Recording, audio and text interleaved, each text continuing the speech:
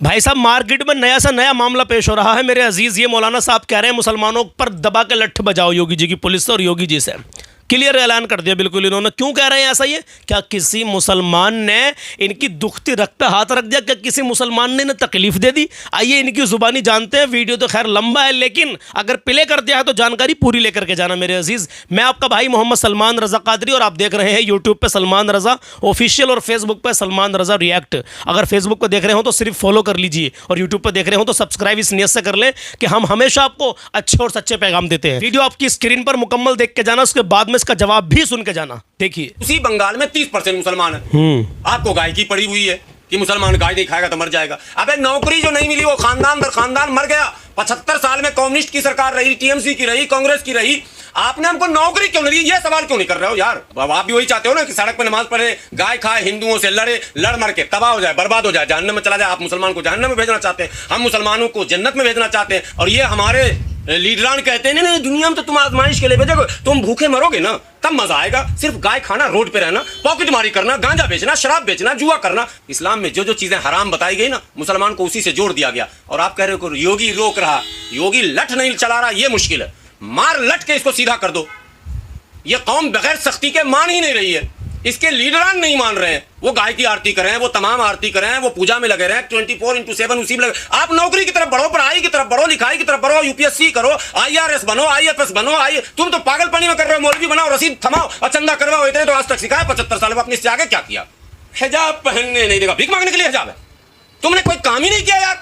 टोपी पहन के, दाढ़ी रख के, अपने माँ बाप का दिल न दुखा वाला कव्वाली सुने ना, वो गा के मांग रहा। अजीब माहौल बना के रख दिया यार आपने। भीख मांगना इस्लाम में सबसे जलील हरकत का गया, गुनाह है। और वही सबसे मुसलमान ज्यादा कर रहा।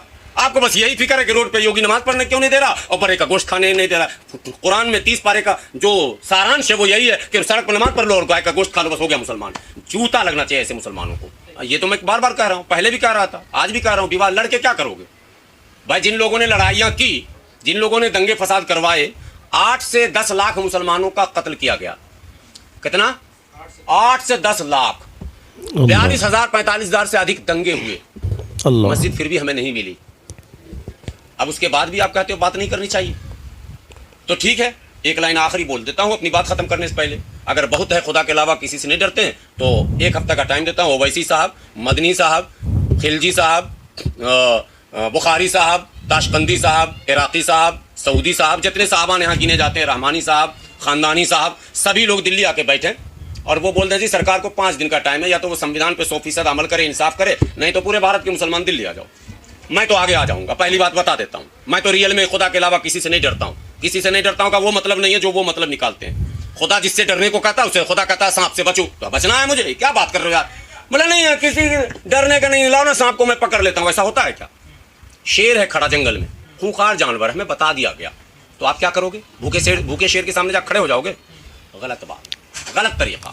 जिस तरीके से बंगाल में भी जो है गाय काटने को लेकर वहां रोक लगा दी गई सरकार। ठीक है, अच्छी बात है। ये तो बहुत पहले से कहा हमारे मुसलमान तो वहां गाय काटता था बंगाल में। फिर वही बात, मुसलमान तो सड़क पे भी बेचता था बगैर लाइसेंस के। मैं यही तो कह रहा हूँ, सेकुलर पार्टियों ने जो बेड़ा गर्क किया और हमारे नाम नहाद ट्रेडिशनल लीडरों ने जो उनका सपोर्ट किया, हाँ में हाँ मिलाया, उसी का तो खमियाजा हम भुगत रहे हैं ना। आज 75 साल बाद कोई ये क्यों नहीं बहस कर रहा कि उत्तर प्रदेश में मुसलमान 20% है, नौकरियों में कितनी फीसद है, एजुकेशन में, हेल्थ में, पुलिस में, ट्रांसपोर्ट डिपार्टमेंट में, PWD में, माने किसी चीज में 20% तो बहुत दूर की बात है, 4% भी है क्या? इस पर कब बहस करेंगे? हिंदुओं का नुकसान हो रहा है। अगर मुसलमान नुकसान मेरा बेड़ा गर्क हो गया यार। 20% आबादी, 3% नौकरी, परेशान हम है, आप कर रहे हैं, हिंदू परेशान है, अजीब मसला। नहीं, हिंदुओं का नुकसान हो गया, गाय ना खरीदने में, मुसलमान गाय नहीं खरीद रहे। किसी को कोई नुकसान नहीं, वो मुद्दा को हटाइए, फिर वही मुद्दा ला रहे हैं हम नौकरी। उसी बंगाल में 30% मुसलमान है। आपको गाय की पड़ी हुई है कि मुसलमान गाय नहीं खाएगा तो मर जाएगा। अबे नौकरी जो नहीं मिली वो खानदान दर खानदान मर गया। 75 साल में कम्युनिस्ट की सरकार रही, टीएमसी की रही, कांग्रेस की रही, आपने हमको नौकरी क्यों नहीं दी? ये सवाल क्यों नहीं कर रहे हो यार? तो गाय तो खाने दी ना। आप भी वही चाहते हो ना कि सड़क पे नमाज पढ़े, गाय खाए, हिंदुओं से लड़े, लड़ मर के तबाह हो जाए, बर्बाद हो जाए, जहन्नम में चला जाए। आप मुसलमान को जहन्नम में भेजना चाहते हैं, हम मुसलमानों को जन्नत में भेजना चाहते हैं। हम चाहते हैं मुसलमान ऐसा काम करे कि दुनिया भी आबाद हो, आखिरत भी आबाद हो। तकरीर करके कहते हैं रब्बना आतेना फिद दुनिया हसनतन व फिल आखिरते। मैं इतना अरबी नहीं पढ़ा हूं। व फिल का मतलब ही हुआ उसके बाद नेक्स्ट का मसला है, ठीक है? यानी पहले दुनिया, रब्बना आतेना फिद दुनिया हसनतन, कुरान की आयत है ये। एक हदीस भी हमारे यहाँ सरपंच साहब थे, हाफिज निजाम साहब मरहूम अल्लाह जन्नत दे, वो जब तकरीर करते थे वो हदीस पढ़ते थे, अद दुनिया मजरतुल आखिरा या माजरतुल आखिरा, पता नहीं एक हदीस पढ़ते थे, दुनिया आखिरत की खेती, ये तो सब दुनिया ही में है। और ये हमारे लीडरान कहते हैं नहीं नहीं दुनिया में तो तुम आजमाइश के लिए भेजोगे, तुम भूखे मरोगे ना तब मजा आएगा, सिर्फ गाय खाना, रोड पे रहना, पॉकेट मारी करना, गांजा बेचना, शराब बेचना, जुआ करना। लाओ गूगल सर्च करो सट्टा किंग कौन है, हाजी साहब मिलेंगे। हाजी साहब चैलेंज कर रहा हूं कैमरे के सामने, इस्लाम में जो जो चीजें हराम बताई गई ना मुसलमान को उसी से जोड़ दिया गया। और आप कह रहे हो योगी रोक रहा, योगी लठ नहीं चला रहा, ये मुश्किल है, मार लठ के इसको सीधा कर दो। ये कौम बगैर सख्ती के मान ही नहीं रही है, इसके लीडरान नहीं मान रहे हैं, इनके लीडरान इनको सही रास्ते पर नहीं आने दे रहे हैं। कलकत्ता में, मैं सोसाइटी में बहुत डीपली रहा हूं इसलिए मैं बताता हूं, कलकत्ता में जितने आपको मिलेंगे ना, वहां अस्तूरा चलता है, ठीक है, अस्तूरा ऐसे बोलते हैं, जितने पॉकेट मार हैं, जामा मस्जिद चले जाओ, पैंट शर्ट और गोल्ड टोपी, अब तो कम हो गया, पहले रेड लाइन ब्लू लाइन जो बसें चलती थी, ग्रीन लाइन, उस बस में जितने पॉकेट मार होते थे उसका पैसा बंटवारा जामा मस्जिद में होता था। जामा मस्जिद मतलब मस्जिद के अंदर नहीं, जामा मस्जिद में इलाका बता रहा हूँ। और हकीमुद्दीन, करीमुद्दीन, शमीमुद्दीन, रहीमुद्दीन, नूरुद्दीन, यही होते थे उसके उस्ताद। अब क्या करोगे, तब भी तो मौलाना थे, तब भी तो बुखारी साहब थे, तब भी तो फलां साहब थे कि नहीं थे? तो आप कहें तब हुकूमतें तो सेकुलर थी, तो मजा आ गया ना, आपको पक्का मुसलमान बना दिया ना इंदिरा गांधी ने, राजीव गांधी ने, नेहरू ने, मुलायम सिंह ने, अखिलेश ने, लालू जी ने, टीएमसी ने। हाँ भाई, राष्ट्रीय पशु नहीं, राष्ट्रीय पशु से भी बड़ा कोई अगर पद है वो दिया जाए। हाँ, और ये हुक्म कर दिया जाए कि हिंदू भाई सुबह शाम 5 बार आरती भी करें उसकी। पागल हो गए हो क्या? वो जितना उधर उलझ जाए उतना मेरे लिए अच्छा है।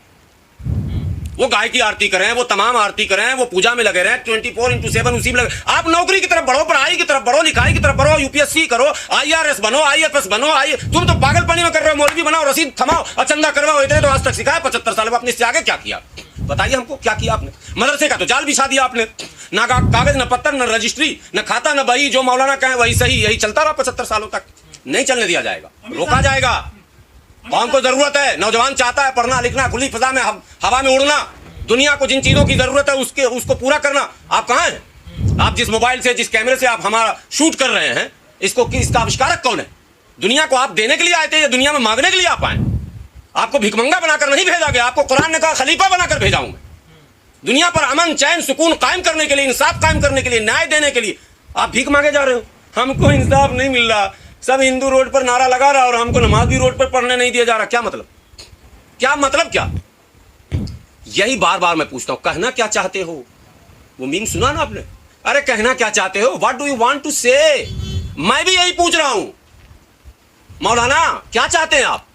यही कि नकाब पहन के औरतें भीख मांगती रहें, यही आप चाहते हैं जो हो रहा है? कोई है माइकलाल? कभी किसी ने तहकीक किया, कोई डेटा बनाया, किसी ने कभी कोई रिसर्च किया? ये नकाब पहनकर जो माएं और बहनें हमारी भीख मांग रही कौन है? इनके बाल बच्चे कौन है? इनके शौहर कौन है? इनके वालिदैन कौन है? कहां है? किस कुंबे का, किस खानदान का है? कहना चाहोगे इनके बारे में? कितनी सारी बातें इन्होंने बताई हैं मुसलमानों को लेकर के, पुलिस को लेकर के, मुसलमान नफरती कौन है कौन नहीं है, मुसलमान को एजुकेशन नहीं मिल रही। और फिर वही एक सवाल आता है मुल्ला और मौलवियों को लेकर के, मौलाना को, उलमा इकराम को लेकर के। कहीं ना कहीं हसद नज़र आ रहा है, आपको लग रहा होगा ऐसा शायद। 3-4 बातें इन्होंने बहुत ऐसी कही है जो इनको नहीं कहनी चाहिए थी। इन्होंने फिर सारे मौलवियों को, मदरसों को टारगेट कर दिया।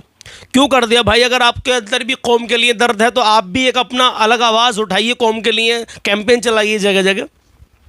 फिर वही मुल्ला मौलवियों को के रसीद का काम सिखाया, मदरसे बनाए और एजुकेशन नहीं। अरे भाई क्या कर रहे हो? अरे जो मदरसे हैं उन मदरसों में फिर देखो, सबको ये सबकी जिम्मेदारी है, ओनली मौलानाओं की जिम्मेदारी नहीं है। वो मौलाना बेचारे क्या कर सकते हैं जो अल्हम्दुलिल्लाह एक हाफिज़ कुरान है, कारी कुरान है, आपको आपके इमाम है मस्जिद में, आपको 5 वक्त की नमाज़ पढ़ा रहे हैं, क्या उनसे तुम कहीं नौकरी करवाओगे? भाई नौकरी भी ज़रूरी है। जो हमारा तबका है पढ़ा लिखा, जो पढ़ाई में लिखाई में मजबूत है अल्हम्दुलिल्लाह, तो मुसलमानों को नौकरी भी ज़रूरी है। आप सारी बातें कहते हैं, मैं सारी बातों से आपकी एग्री हूँ अल्हम्दुलिल्लाह, लेकिन मौलवियों को लेकर के, उलमा को लेकर के जो टिप्पणी आपने की है ये सरासर गलत की है। आपको इस पर गौर व फिक्र करना चाहिए कि मैं क्या बोल गया। अल्लाह आपको नेक हिदायत अता फरमाए और हम सबको भी नेक हिदायत अता फरमाए। लेकिन कुछ बातें इन्होंने ऐसी कही हैं भाई, कड़वी हैं लेकिन सच्ची हैं। लेकिन भाई मैं आपसे गुजारिश करूँगा, आप जो है जो भी हैं आप आप जो है मौलवियों से, मौलानाओं से हसद ना करें, उनको अपना काम करने दें, लेकिन उनको चाहिए कि वो कौम को आगे बढ़ाएं, पढ़ाई लिखाई की तरफ, मतलब एजुकेशन की तरफ लेकर के जाएं। आप ये कह सकते थे, लेकिन आपने तो रसीद कटवाने का काम कर दिया है, मदरसों में ऐसा हो रहा है, और ये मतलब क्या ही आपने क्या बातें करी हैं इसमें। आप गौर व फिक्र करें ज़रा इनकी बातों पर, और मुझे कमेंट में ज़रूर बताएं, और हो सके तो इस वीडियो को आगे पहुंचाएं ताकि मुसलमानों की भी आंखें खुले। मुसलमान अल्हम्दुलिल्लाह वो कौम है, वो वाहिद ऐसी कौम है मुसलमानों की, मेरे अजीज़, अपना वक़ार को पहचानने की कोशिश करो। लेकिन मैं सबको नहीं कहता, 90% मुसलमान अगर ये जो नमाज़ें नहीं पढ़ रहे, जो रोज़े नमाज से, हज, ज़कात, जो इन पर मतलब सारे मामलात हैं, 90% लोग यार क्या है कि नमाज़ों से दूर हैं। अगर ये अपने वक़ार को पहचान लेना, कसम खुदा की, पहले के मुसलमान कैसे थे कि लोग अपने घरों की चाबियां मुसलमानों को दे करके जाते थे। क्यों? क्योंकि मुसलमान सच्चा था, ईमानदार था। और आज तो भाई भाई का हक मार रहा है। हम इस पर बात कर सकते हैं मेरे अजीज़, लेकिन जहाँ सरकार का सिस्टम है, आप सब समझदार है, समझदार के लिए इशारा काफ़ी है। इन्होंने मुसलमानों को ही मतलब यार किस तरीके से टारगेट किया है मैं खैर बता नहीं सकता, और इन्हें दूसरे एंगल से बात करनी चाहिए थी, सरकार से अपील करनी चाहिए थी, और अपने मुसलमान भाइयों को इस तरीके से बताना चाहिए था कि भाई एजुकेशन पर ध्यान दो, अपने बच्चों को पढ़ाओ। इस तरीके से उनको बयान देना चाहिए था। मेरा तो ये अपना मानना है, बाकी आपका क्या मानना है मुझे कमेंट में ज़रूर बताना, और वीडियो को आगे शेयर करना। अल्लाह हाफिज़, अस्सलाम वालेकुम।